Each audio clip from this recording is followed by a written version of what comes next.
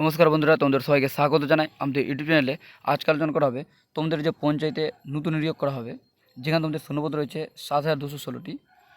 তোমাদের কবে থেকে তোমাদের অ্যাপ্লিকেশান শুরু হবে, তার পাশেই তোমাদের কিন্তু পঞ্চায়েত দপ্তরে একটি নতুন আপডেট প্রকাশিত হয়েছে। সেই আপডেটটি কি A to Z এই ভিডিওর মধ্যে আলোচনা করা হবে। তোমরা প্রথম থেকে শেষ পর্যন্ত ভিডিও অবশ্যই দেখো, এবং তোমরা যারা নতুন রয়েছো নিশ্চয়ই চ্যানেলটি লাইক এবং শেয়ার করতে ভুলো না নতুন নতুন জবের আপডেট পেতে। এবার থেকে কিন্তু তোমাদের বলা হয়েছে যে 7,216টি শূন্যপদে আবেদন করতে পারেন 30 থেকে 35 লক্ষ চাকরি প্রার্থী। তোমাদের যে এবার শূন্যপদ বের হওয়ার সম্ভাবনা রয়েছে 7,216টি, সেখানে কিন্তু চাকরি প্রার্থীরা অ্যাপ্লাই করবে 30 থেকে 35 লক্ষ। নেওয়া হবে না আবেদন ফি। বড় খবর সামনে এলো, তোমাদের কিন্তু এবার থেকে কোনো আবেদন ফি নেওয়া হবে না। আগে যে তোমাদের আবেদন ফি নেওয়া হতো সেটা কিন্তু এবার বন্ধ হবে। তোমাদের কিন্তু এবার কোনো আবেদন ফি নেওয়া হবে না। তারপরে তোমাদের বলা হয়েছে যে রাজ্যে 30টি পঞ্চায়েতের 7,000-এর বেশি শূন্যপদের নিয়োগ পরীক্ষায় ফি নেওয়া হবে না।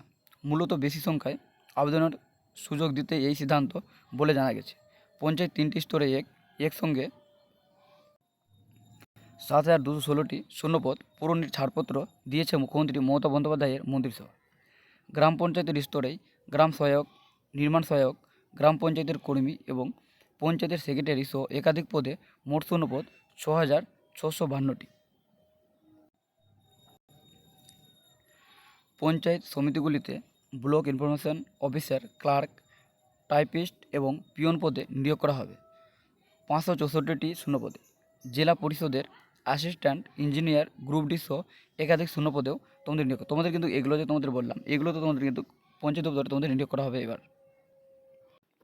তারপরে তোমাদের বলা হয়েছে মাধ্যমিক উত্তীর্ণ থেকে ইঞ্জিনিয়ারিং ডিগ্রিধারী সবাই পদ অনুযায়ী আবেদন করতে পারবেন। তোমরা মাধ্যমিক পাস থেকে তোমরা যারা ইঞ্জিনিয়ারিং ডিগ্রিধারী করে আছো, তোমরা কিন্তু সবাই এখানে অ্যাপ্লাই করতে পারবে।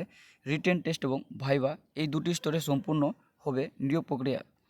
তবে কিছু ক্ষেত্রে রয়েছে, সেখানে তার সঙ্গে যুক্ত হবে কম্পিউটার সংক্রান্ত মূলত একটি পরীক্ষা। নিয়োগ প্রক্রিয়ার মূল দায়িত্বে থাকছেন জেলা শাসকদের নেতৃত্বাধীন জেলা স্তরের নির্বাচন কমিটি বা ডিস্ট্রিক্ট লেভেল সিলেকশন কমিটির ডিএলএসসি। তারপরে তোমাদের বলা হয়েছে রাজ্য প্রশাসনের শীর্ষ কর্তাদের মধ্যে অন্তত 30 থেকে 35 লক্ষ চাকরি প্রার্থী পরীক্ষায় বসার আবেদন করবেন।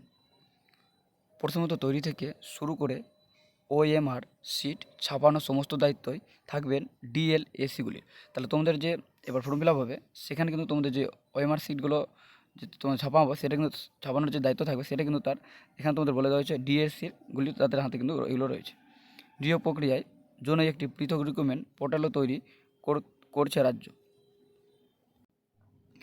একেবারে ওটিপি দিয়ে ওই পোর্টালে রেজিস্ট্রেশন করে রাখতে হবে চাকরি প্রার্থীদের। তাহলে তোমাদের কিন্তু যে তোমাদের পোর্টাল তোমাদের তৈরি করবে, সেখানে তোমাদের কিন্তু ওটিপিতে তোমাদের রেজিস্ট্রেশন করতে হবে তোমাদের চাকরি প্রার্থী, তোমরা যারা অ্যাপ্লাই করবে। তারপরে রয়েছে তোমাদের খুব শীঘ্রই শুরু হবে পঞ্চায়েতে একে একে চাকরি প্রার্থী চাকরির পরীক্ষার সংক্রান্ত বিজ্ঞপ্তি জারি হওয়া। তোমাদের কিন্তু খুব তাড়াতাড়ি রিকমেন্ড হবে, তোমাদের কিন্তু জানাচ্ছে। যেখানে বলা হয়েছে তোমাদের বিজ্ঞপ্তি জারি হলে সংশ্লিষ্ট পদের জন্য তৈরি হওয়ার পোর্টালে ঢুকে আবেদন করবেন চাকরি প্রার্থীরা। পরীক্ষায় অ্যাডমিট কার্ডও এখান থেকে ডাউনলোড করা যাবে। এই নিয়োগ সংক্রান্ত সমস্ত কাজ হবে অনলাইনে। তোমরা কিন্তু অনলাইনে আবেদন হবে। তোমাদের যে গ্রাম পঞ্চায়েত তোমাদের নতুন রিক্রুটমেন্ট আসবে, তাহলে তোমাদের কিন্তু খুব শীঘ্রই এখানে বলে দেওয়া হয়েছে যে খুব শীঘ্রই তোমাদের কিন্তু যে গ্রাম পঞ্চায়েত নতুন রিক্রুটমেন্ট আসার সম্ভাবনা রয়েছে, সেটা কিন্তু আসতে চলেছে। তোমাদের ভিডিও যদি ভালো লাগে নিশ্চয়ই লাইক এবং শেয়ার করতে ভুলো না নতুন নতুন জবের আপডেট দিতে।